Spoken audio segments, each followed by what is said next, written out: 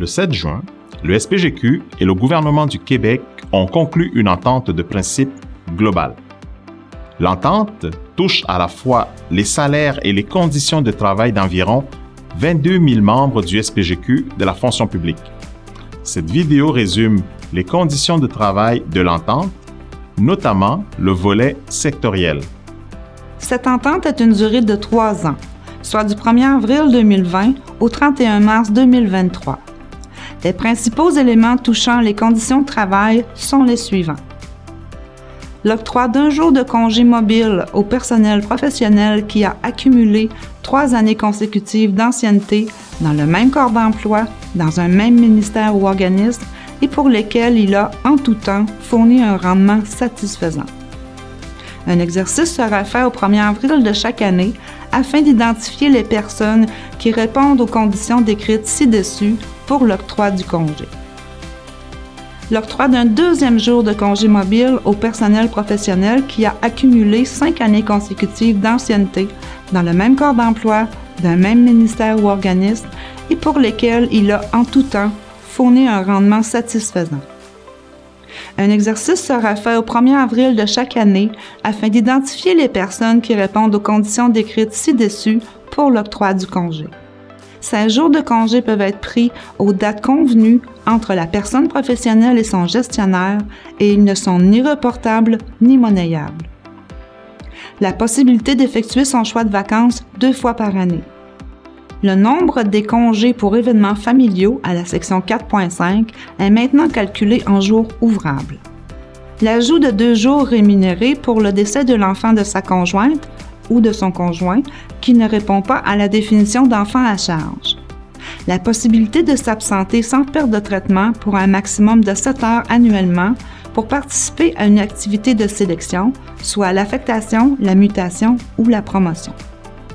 L'entente inclut aussi une harmonisation à la loi sur les normes du travail en ce qui concerne l'ajustement du délai à 2 ans pour déposer un grief de harcèlement psychologique, l'ajout de la notion de proche aidant prévue à la loi sur les normes du travail pour les congés de responsabilité familiale, le retrait de l'obligation de rattacher la prise de congé à la journée du décès ou des funérailles, mais le congé doit commencer au plus tard le jour des funérailles ou 1 mois après le décès selon la première des éventualités.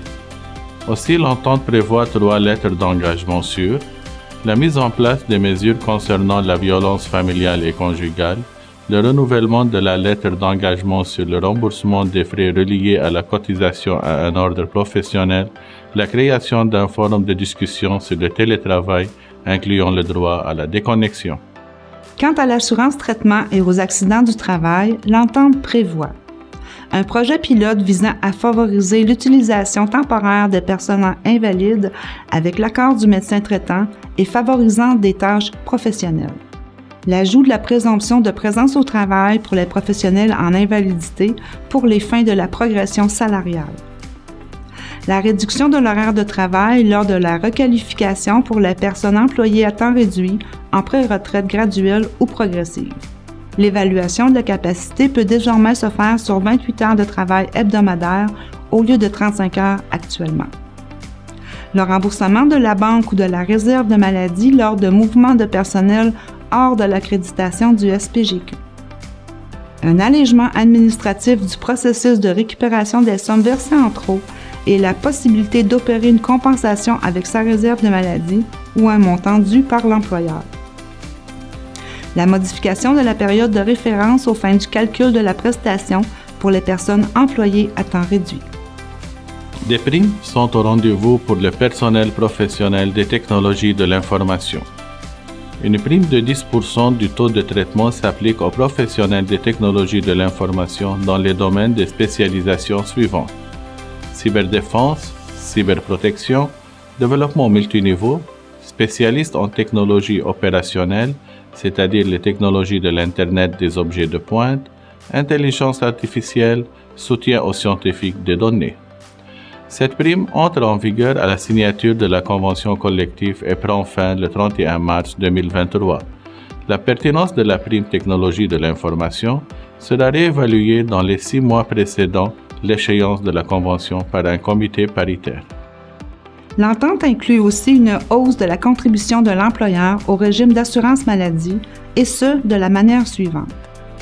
Dans le cas d'une participante ou d'un participant assuré seul, la contribution de l'employeur augmente de 2 $ à 6 $ par mois à la signature de la convention collective, à 7 $ par mois au 1er avril 2022 et à 8 $ par mois au 31 mars 2023.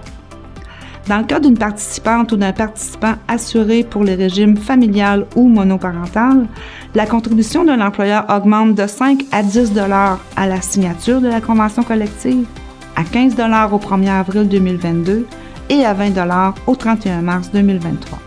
Une entente concernant l'implantation de projets pilotes comptant des horaires spéciaux fait également partie de l'offre du règlement.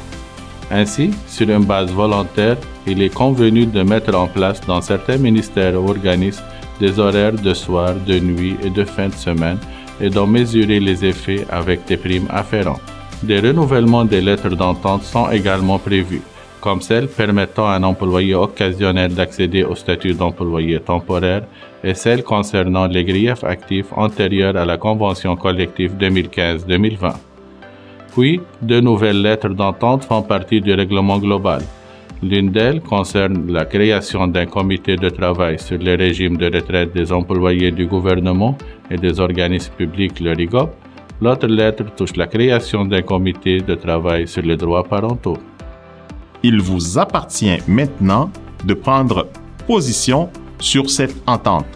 Que vous soyez pour ou contre, le SPGQ se range derrière vous.